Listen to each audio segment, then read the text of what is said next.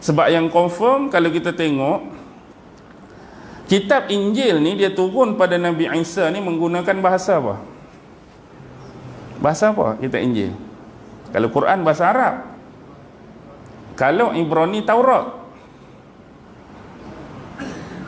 Kalau Ibrani Taurat. Injil ni dia lebih kepada Aramaik Syriac yang disebut Syriani. Okey. Tiga-tiga ni dia duduk bawah Semitic language. Bahasa Semitic. Bahasa Semitic ni ada 62 hingga 65 bahasa. Antaranya 3 hak terkenal, Hebrew, Ibrani itulah bahasa kitab Taurat, Aramaik Syriac, Syriani bahasa kitab Injil, Arab Quran, termasuk Semitic language. Bila sebut Semitic, apa dia Semitic? Semitic tu sendiri apa dia? Bahasa Semitic. Semitic ni merujuk kepada anak Nabi Nuh, Sam tu. Anak Nabi Nuh yang nama Sam. Jadi Semitic language adalah bahasa-bahasa yang digunakan dan dipertuturkan oleh anak-anak keturunan Sam bin Nuh. Jadi hak mana anak keturunan dia guna bahasa ni, lagu ni, logat ni, lagu ni, lagu ni, semua dipanggil Semitic language, bahasa yang digunakan oleh anak-anak keturunan Sam. Jadi Semitic tu asal daripada Sam. Cuma yang selalu kita kedengaran bila kita belajar sejarah dalam dunia moden ni ialah istilah anti-Semitic.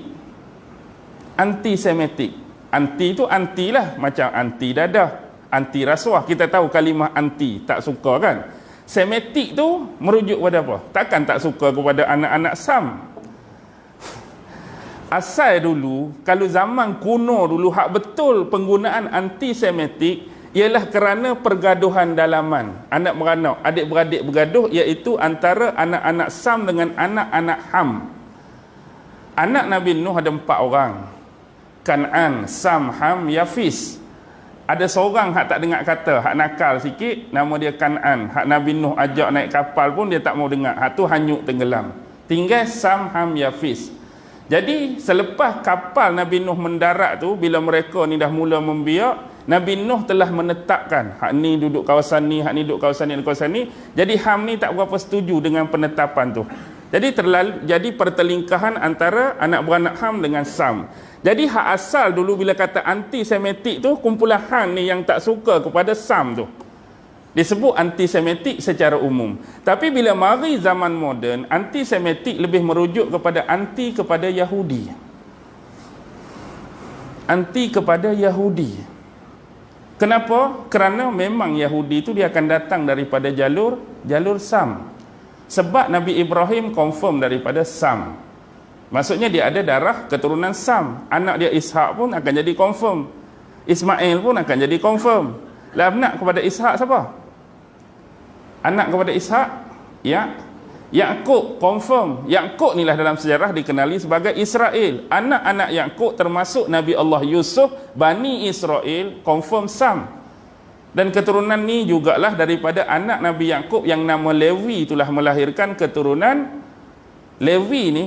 Lewi ni satu keturunan yang special. Sebab keturunan Lewi ni banyak lahirnya Nabi-Nabi Bani Israel. Antaranya Nabi Musa, Nabi Harun. Bila lahir Nabi Allah Musa, otomatik Nabi Musa ni daripada keturunan Lewi yang darah Sam tu masih ada.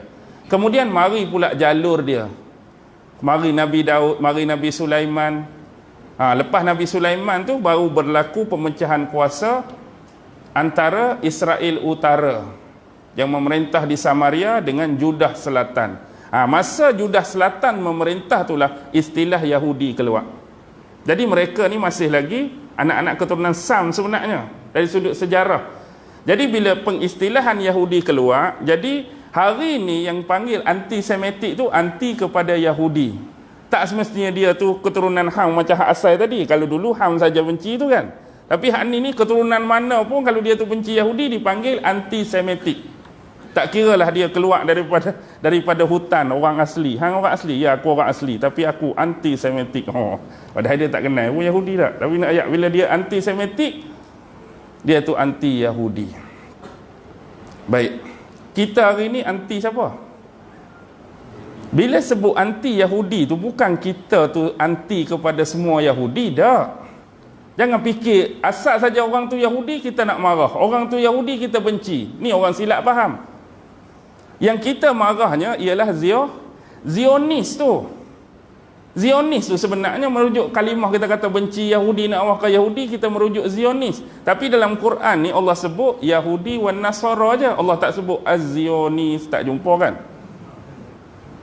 Jadi kena faham di situ. Keumuman bila bercakap marah pada Yahudi tu bukan semua.